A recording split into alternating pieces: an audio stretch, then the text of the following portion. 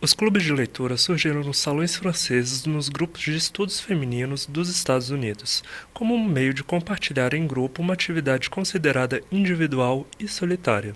Os livros escolhidos para debate geralmente são best-sellers de grandes autores e servem para discutir não somente a história, como seus personagens e contextualizar com a atualidade.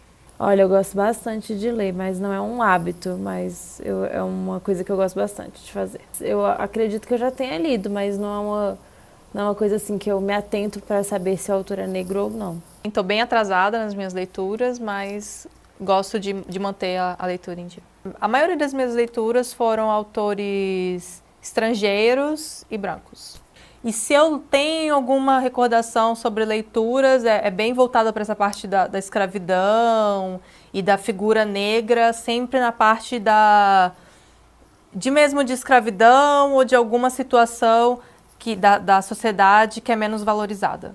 No projeto Quilombook, os livros escolhidos para debate geralmente são escritos por autores negros ou contêm personagens protagonistas negros. Eles servem justamente para debater os personagens, a história e contextualizar com o cotidiano. Era algo que eu sentia muita falta, principalmente ser voltado para a literatura negra, porque é algo que faz muita falta quando você está dentro da faculdade, você não tem acesso a esse tipo de coisa, ninguém fala sobre isso.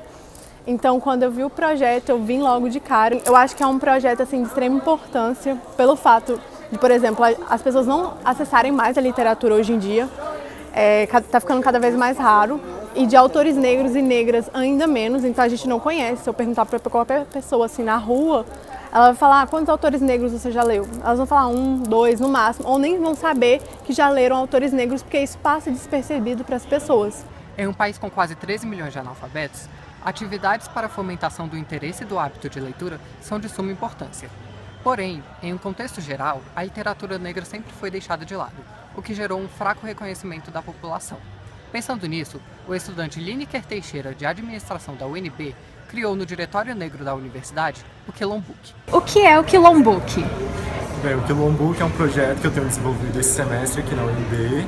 Ele é um clube do livro que a gente tem se dedicado a ler autoras e autores negros do Brasil, África e diáspora, que a gente entende como qualquer país que os negros saíram da África e estão vivendo agora nesse tempo contemporâneo que a gente vive. Começou a partir de um post que eu fiz no Medium, que eu tenho, e algumas pessoas se interessaram, então a gente formou um pequeno grupo.